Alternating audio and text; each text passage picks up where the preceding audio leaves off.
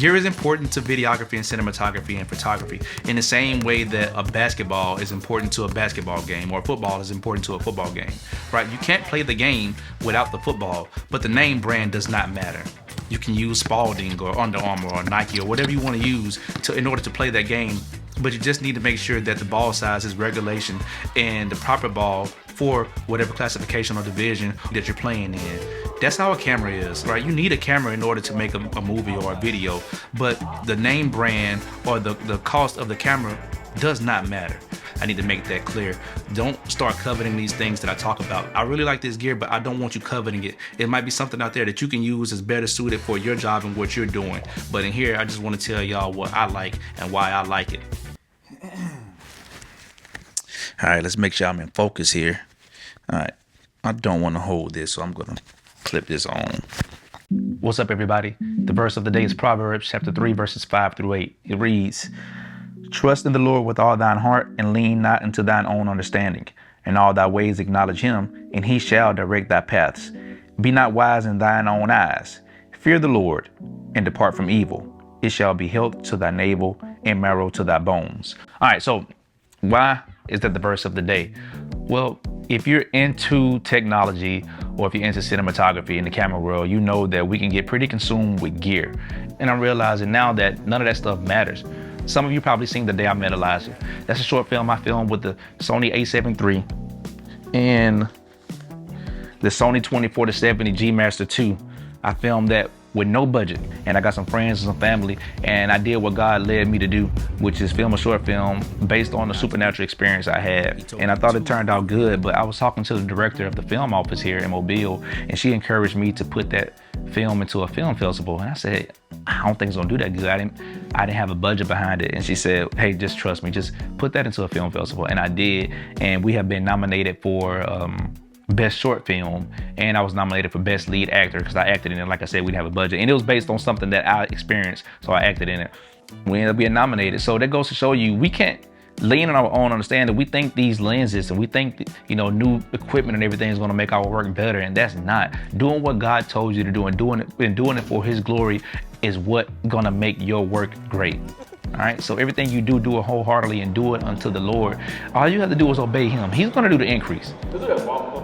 So like I said earlier, when you get into cinematography, you start diving more into technology and what can I do to make my stuff look better? Well, I'm in the phase of my career and in my business where I'm starting to want more higher end equipment. For instance, it's time for me to get a cinema camera because the reason I have an A7III right now, that's the only camera I have. And the reason why I got that is because my first camera was an A6000. And when that started overheating, I knew I needed another camera. And so I got the A7III, and I did not have any problems out of the A7III with overheating issues until recently. My A7III overheated. Which is what I want to talk about right now, which is these lenses, the anamorphic lenses that nobody talks about, the Samyang V-AF lenses. All right, just give me a second. I'm going to get to the overheating issues and how these lenses are relevant to that issue. Just give me 1 minute. All right, right now I have the 45mm on here right now, and I have the anamorphic adapter on it, so I can't show it to you.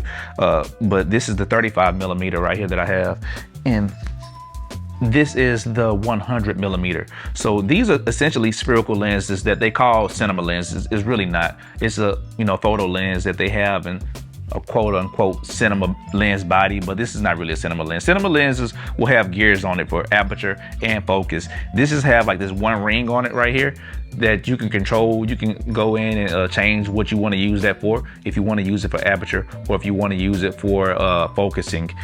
All right, let me make a quick correction because I don't want Samyang or Rokinon coming for me. These could be considered spherical lenses because some of the lenses here are the exact same size and the exact same aperture. And that is a quality of a cinema lens, excuse me. And a lot of these lenses do, like the 35 and the 45 that I have are the exact same size. The 100 is slightly longer.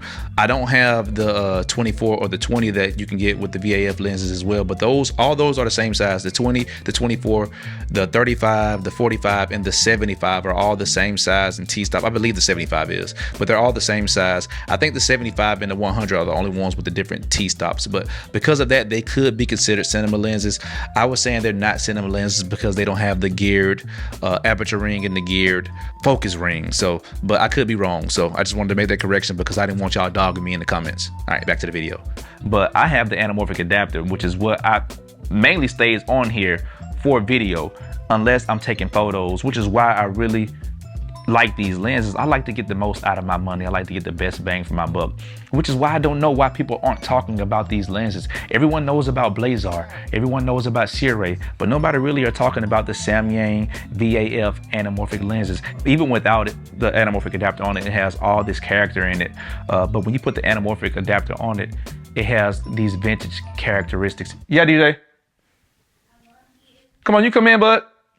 Hey. Kneel down so they can see you. That's you right there, see? So this is my son, DJ. We actually filmed a whole short film using these lenses. It's only a 2-minute short film, so if you haven't seen it yet, go see it. It's called Child of God, and I just submitted that into a film festival, so we're gonna see how that does. Great job, DJ. Anything you wanna say? Hi, hope you have a great day. Good. All right. Thank you, bud. All right, make sure you shut the door behind you, okay? This is another thing I love about these lenses. They're so light. Even with the anamorphic adapter on here, this balances on my Ronin, my DJI Ronin RS2 Pro. And so I really haven't needed another gimbal. For the size, the cost of these, they only cost like $500 for each of these lenses, and then the anamorphic anamorphic adapter is $999, so right at $1,000 for the adapter. One thing I love about these, I take photos as well. I just took my wife headshot because she needed a headshot for the film festival that we've been nominated into, and so I just took the 100mm lens right here, put it on there without the anamorphic adapter, and took her photo. And look at this beautiful image that I was able to get with this lens. This is the kind of quality, this is what I want for my money. When I bought these lenses, I was actually essentially getting 2 lenses and one with each lens that I bought. So not only do I have a 100mm cinema spherical lens, I also have a 100mm anamorphic lens as well. And I really like the image that comes out of these lenses. It looks like big budget, old school vintage anamorphic lenses, which comes with its quirks. So say for instance, when you're focusing, it can change the squeeze factor. So say for instance, when you're close focusing or rack focusing, it can change what the squeeze factor is. It says it's a 1.7 squeeze factor, but most of the time it's somewhere around 1.66, 1.6 is what I usually have it at. One thing to watch out for with these lenses, it can cause your camera to overheat. So I never had any issue. My Sony A7 III never overheated until I started using these lenses. All right, back again. Let me go a little deeper into that. The reason why I believe these lenses are causing my A7 III to overheat is because, like I said, I never had that problem until I started using these lenses. And because the anamorphic adapter and the lens are electronic, the electronic connectors in the front of it sends information to each lens, to the lens. And it also has a tally light on it. And I keep my tally light on. I feel like it's a cool feature to have because I know when I'm recording and when I'm not, because the A7 III does not have tally lights on it. So I keep that on. And I believe that's drawing so much power from my A7 III that is causing it to overheat. I could be wrong, but I think that's what the problem is. I've had this A7 III for some years now, and it could just be like wear and tear. That's why it's overheating now. I don't know. But yeah, I just wanted to throw that in there. It might not be the lens. It might be the lens. But just be aware that if you have these Samyang V-AF lenses and you have the tally lights on and you're using all the power, it could cause your camera to overheat if it doesn't overheat. And if it does overheat, it could cause it to overheat a little bit faster. But still, all in all, great lenses. Which is why now I want to talk about upgrading to the Sony FX6. I'm this close, y'all, this close to purchasing a Sony FX6. I've been waiting on Sony to release the FX3 Mark II or the FX6 Mark II, hoping that they will put open gate on those cameras. I'm so tired about hearing open gate. You don't need it. Don't tell me what I need.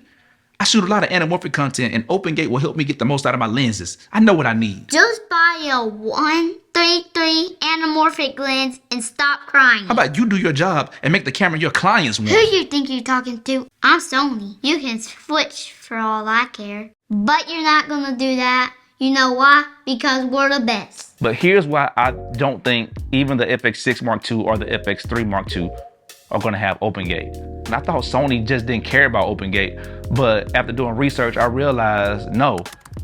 Sony considers open gate a high-end cinema quality of a camera because only their most expensive camera, which is the Sony Venice, have open gate.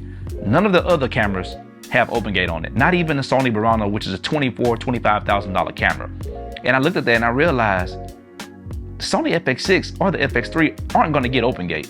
I think they're going to keep that for the Sony Burano or the Sony Venice. I believe eventually the Sony Burano will get an upgrade or update where you can update that camera and get the open gate on that one. And I think they're going to reserve open gate for Sony Burano, Sony Venice, unless Sony Burano has another little brother come out called the Sony Italy or something. I don't know, but I don't think Sony FX6 Mark II or the Sony FX3 Mark II are going to have open gate. And I don't know how long it's going to be before we get those. So I'm really thinking about or considering getting the Sony FX6 just for the internal NDs and for the built-in fan, so I would never have to worry about overheating issues again. So the work I'm doing right now, I do a lot of wedding cinematography and I also do a lot of commercials, but I'm really diving into the narrative area of my career where I want to make more short films and eventually get into full-length Christian films. It's time for me to upgrade to some kind of cinema camera. So yeah, if we're not hearing the Sony FX6 Mark II soon, which I don't know if we will or not, I might be getting that. All right, so I know I've been rambling a little bit. I just want to get in on here and vent, which is what a vlog is about most of the time. Just wanted to talk. But if y'all have any questions about this lens and how I use it, what I use it for, or any specs on it and whatever, if you have any questions, just let me know. If y'all need prayer, let me know. If you need any advice, let me know. All right, cinematography cannot save you. Only Jesus can do that. So if you don't have a relationship with him, please get one. We're real close to the end of the world. All right, love y'all. Have a blessed day.